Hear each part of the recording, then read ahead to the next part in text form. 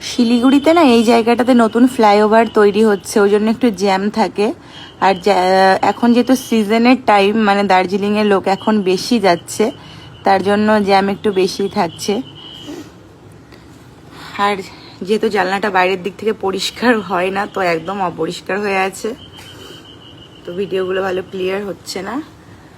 আর এখন আমি এই যে চা করছি, জল গরম দিলাম কেটেলে, হয়ে গেছে।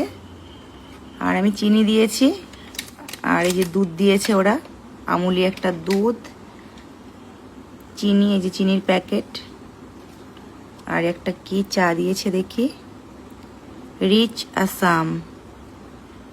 চা পাতাটা ভীষণ ভালো।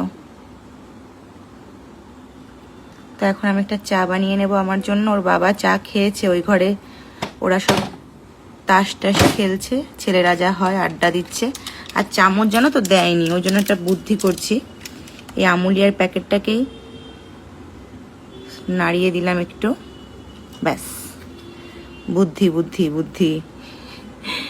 আর এবার দিলাম টি ব্যাগটা, দেখা যাক চাটা কেমন খেতে হয়।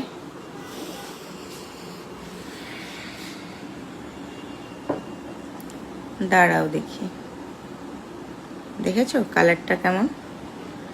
লিকার চাটাও খেতে ভীষণ ভালো।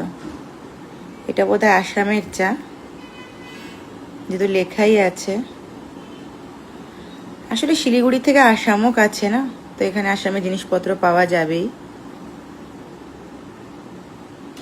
চলো একটু টেস্ট করে তোমাদের বলি কেমন হয়েছে চাটা খেতে।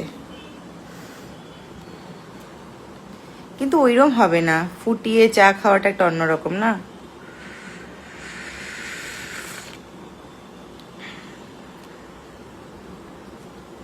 দশে